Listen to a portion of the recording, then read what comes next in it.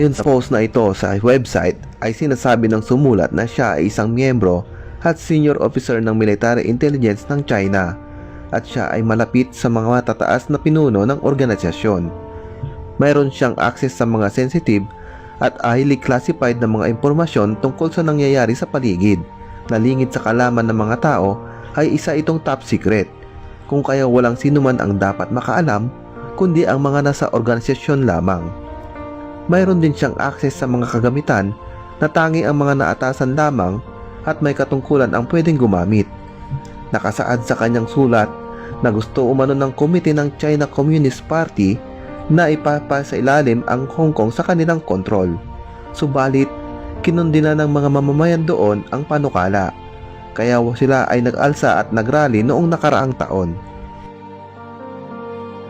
Malaki itong sagabal para sa adhikain ng kanilang bansa, kaya dahil dito, sila ay nag-isip na gumawa ng special weapon sa pamamagitan ng spray na kanilang ikakalat sa hangin para malanghap ng mga taong nagrarally sa Hong Kong. Ito ay isang klase ng biological weapon para sa malawakang target. Ang kanilang plano na ganito ay hindi lingid sa kaalaman ng Amerika. Aniya, ang China at Amerika ay hindi talaga magkalaban, taliwas sa iniisip ng mga mamamayan. Dahil ang totoo ay may komunikasyon ang mga bansang ito para kontrolin ang pag-usbong ng iba pang bansa na may kinalaman sa pagkakaroon ng superpower. Ang balak nila ay gumawa ng armas na kayang baguhin ang emosyon ng mga tao at kung pwede ay pabagalin nito ang kanilang kakayahang mag-isip. Sa madaling salita, gawing bobo ang mga tao sa Hong Kong para nang sa ganun ay madali nila itong makontrol. Ayon pa sa kanya, ay una lang tinipon ang mga bilanggo na tinawag nilang Islamic radicals at iniligay sila sa isang training camp sa Xinjiang province kung saan ay walang gaanong tao na makakapunta dito. Mga kaawa-awang mga bilanggo ay walang kamalay-malay na sila na pala ay ginagawa ng test subject sa isang eksperimento dahil sila ay ine-expose sa walang amoy at hindi nakikitang experimental agents. Ang mga alpha chemical agents na ito ay kayang baguhin ang normal na katawan ng tao o mga hayop. Una ay binibigyan nila ng alpha chemical agents ang mga test subjects, pagkatapos sila ay dadalhin sa isang special military facility na matatagpuan sa Wuhan, China, at saka naman doon sila ulit bibigyan ng pangalawang beta chemical agents. Bukod pa sa mga taong nanggaling sa mga bilangguan, pinipili rin nila yung mga taong sa tingin nila ay hindi na mapapakinabangan ng kanilang gobyerno o kaya naman ay yung mga taong tumutuligsa sa kanilang mga adhikain, kaya naman sila ay mga pangunahing ginagawang mga test subject. Ang gagawin nila ay iipunin nila ang mga taong ito sa isang testing facility at dito na nila gagawin ang kanilang eksperimento. Sa una ay maganda ang resulta dahil bumaba ang talino o naging bobo, kaya wala na silang kapasidad pa na mag-isip ng maayos. Para sa kanila, ito ay magandang balita dahil maaari nila itong gamitin laban sa mga aktivista na nagrarally sa Hong Kong. Subalit katagalan ay lumabas na ang iba't ibang hindi magandang epekto ng mga chemical na kanilang ginamit sa mga test subjects. Makaraan lang ang isang linggo ay nakitaan nila ng mga kakaibang galaw ang mga ito at naobserbahan nila na naghahallucinate na ang mga test subject kung saan hindi na nila alam ang pagkakaiba ng totoo at imahinasyon. Naging malala na ang kalagayan ng mga taong ito hanggang dumating sa punto na lumalabas na ang dugo sa kanilang mga mata, tenga at bibig. Ang mas nakakakilabot na sinabi ay natutunaw na rin ang mga kalamnan ng mga taong ito. Ang mga na-expose sa alpha at beta chemical na ito ay hindi na inaabot ng 5 araw. Dahil sa pagkasira ng kanilang internal organs at dahil sa palpak na resulta ng eksperimentong ito, ay naisip nilang walang silbi ang mga chemical agent na ito dahil sa ito ay masyadong delikado. Ang gusto lang nila ay kontrolin ang mga tao sa Hong Kong at hindi patayin. At dahil alam ng Amerika ang tungkol dito, sila ay nagka-interest sa chemical agent as gusto nila makakuha ng sample para daw sila mismo ang gumawa ng sarili nilang eksperimento. Madalas ay pinagbibigyan nila ang kahilingan ng mga CIA ng Amerika. Pero dahil nga alam nila na sobrang napakadelikado ng bagay na ito, ay tinanggihan nila ang kahilingan nila. Dahil dito ay pinag-isipan ng Amerika na may hawak ang China ng isang napakadelikadong armas, kaya mas lalo silang nagka-interes. Nag-alok ang Amerika ng malaking halaga ng pera sa isa sa mga nakaimbento ng chemical agent para lang makakuha sila ng sample at dalhin sa Amerika. Pumayag naman ang isang mananaliksik at ibinenta ang chemical agent sa Amerika. Subalit natunugan naman ito ng intelligence group ng China.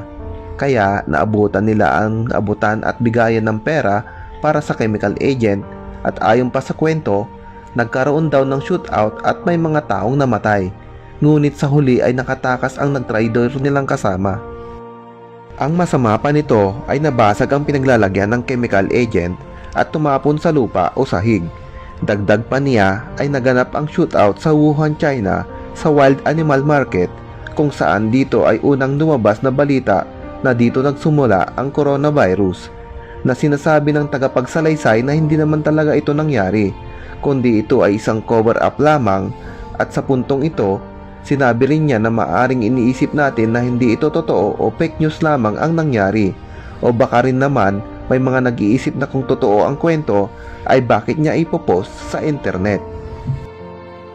Ang tagapagsalaysay ay hindi daw panatik sa bansa sa kanluran at mas mahal niya ang kanyang lupang sinilangan, at loyal siya sa Communist Party ng China.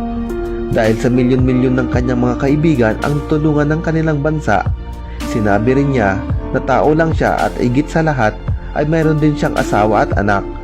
Noong panahon na laman nila na kumalat na ang chemical sa hangin, ay agad silang nag-order ng total lockdown sa Wuhan. Ang tagapagsalaysay ay naatasan sa pagpigil sa epekto ng chemical agent, pero dahil hindi na nila kayang pigilan ang pagkalat nito, ay gumawa sila ng peking report na may bagong sakit na coronavirus. Inutusan nila ang kanilang mga tauhan na magpunta sa mga ospital sa Wuhan, at sinabihan nila ang mga doktor na kahit sinong mga tao na nilalagnat ay i-diagnose nilang sila ay may coronavirus. Pero sa panahon ding iyon ay uso na ang pagkakaroon ng ordinaryong sipon at lagnat, kaya naman lumabas sa publiko na ang coronavirus ay hindi gaano nakamamatay. Ang populasyon ng Wuhan ay mahigit kumulang sa 11 milyong katao, kung kaya dahil sa order na lockdown ay hindi na nakaalis ang mga tao dito. Ipinalabas daw nila sa media na 5 milyong tao na ang nakaalis ng Wuhan bago pa man ang lockdown. Subalit ang katotohanan ay hindi. Ngunit pagkatapos lang ng isang linggo nang makawala ang chemical agent sa exotic food market, ay marami na agad ang namatay sa mga taong nakatira doon. Hindi na daw nila alam ang gagawin sa mga nagkalat na bangkay, kaya inutusan nila ang mga nalalambing bilanggo na ibaon sa hukay ang mga bangkay sa isang liblib na lugar. Ang tagapagsalaysay ay inatasan para itago sa mga tao ang totoong nangyari. Kaya dumating sa punto na nagkakaroon na siya ng hiya sa sarili o konsensya, at nagdadalawang isip na siya kung para ba talaga sa kabutihan ng bansa ang kanyang ginagawa. Mas lalo pa siyang nagduda nang mabalitaan niya ang pagkamatay ng isang whistleblower na doktor, ang doktor na si Li Wenliang. Si Li Wenliang daw ang unang doktor na tumanggi na palabasin sa mga tao na ang sakit na ito ay tinatawag na coronavirus. Bilang parusa sa kanya ay pinapunta siya sa mga taong sumama sa pagtatapon ng mga bangkay. Ini-expect na pala nila na si Li Wenliang ay tatamaan din ng epekto ng chemical agent, subalit laking gulat nila nang makaligtas ito.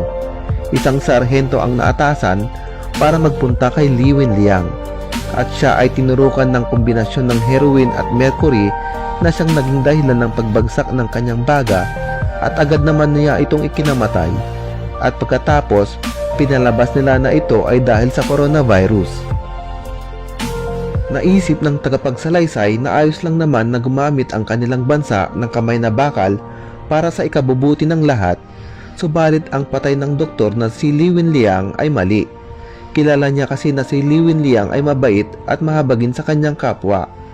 Sinabi niya na ang mga bagay na ito sa kanyang asawa, ngunit sumagot ang kanyang asawa na mas mabuting manahimik na lamang sila, at isa pa ay binibigyan naman sila ng access sa mga mahalagang bagay, katulad na lamang ng medical supplies at iniisip rin niya ang kapakanan ng kanilang nag-iisang anak.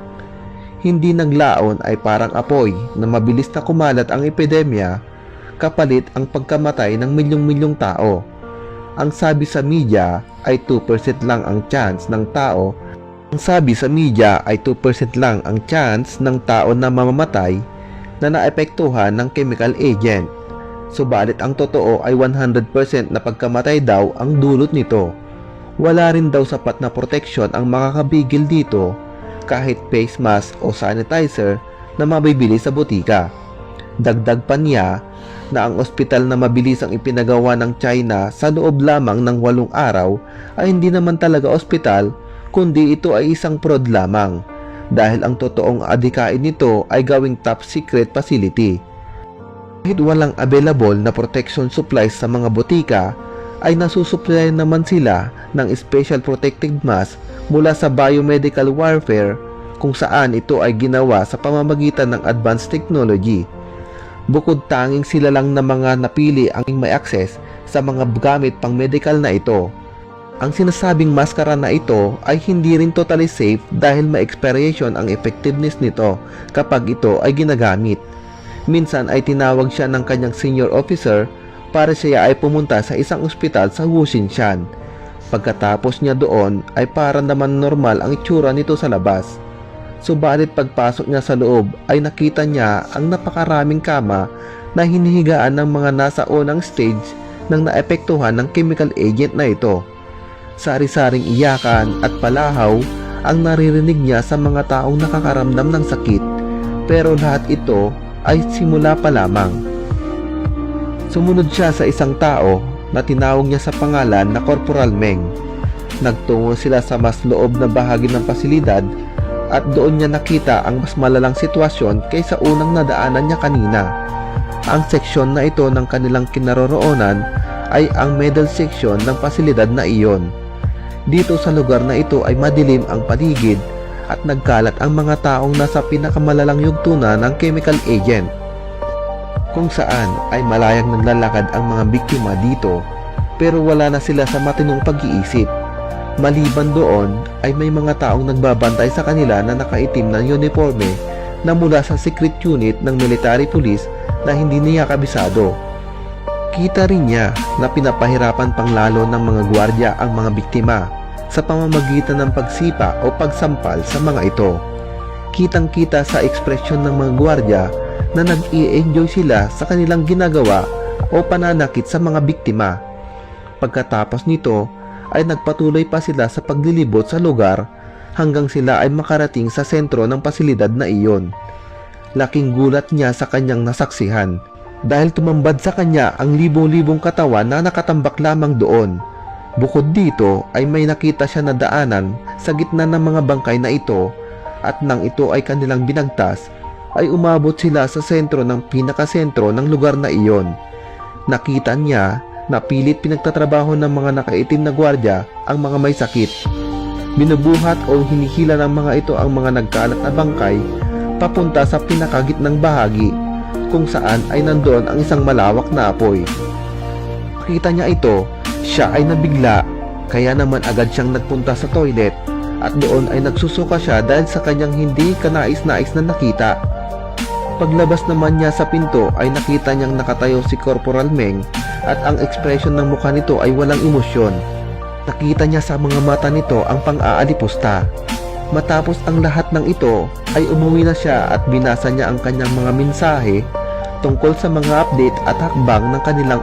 Basa niya rin na naglaan ang kanilang gobyerno ng malaking pondo para sa gagawin pang mga pasilidad sa iba't ibang dako ng kanilang bansa na katulad ng Wuxinshan. Ang delikadong epekto ng chemical agent ay nagkalat na sa buong mundo.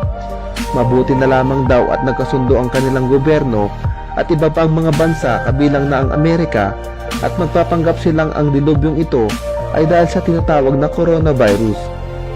Sa point na yon ay sinabi na nilang hindi na nila mapipigilan pa ang pagkalat ng epekto ng chemical na ito at marami pa siyang sinabi tulad na lang ng ang kanilang mga pinuno at lahat ng matataas na opisyal ay nagtago na sa isang sekreto at ligtas na lugar at ang tanging makikita na lamang ay ang kanilang mga dami o magkamukha at nagpapanggap sa mga tao bilang isang presidente. Bandang huli ay sinabi ng tagapagsalaysay na kaya niya ibinulgar ang lahat ng lihim na ito ay dahil tao lang siya at wala na rin daw silbi ang kanyang buhay dahil ang kanyang nag-iisang anak ay patay na dahil hindi ito nakaligtas sa epekto ng chemical agent. Totoo naman daw na may supply na binibigay sa kanila tulad ng protective mask, subalit ito ay nagamit na o expired na. At dito na nagtatapos ang sinulat ng tao sa likod ng kwentong ito. Ngayon mga kaibigan, nalaman mo na ang lahat ng ito, ano ang inyong masasabi tungkol dito?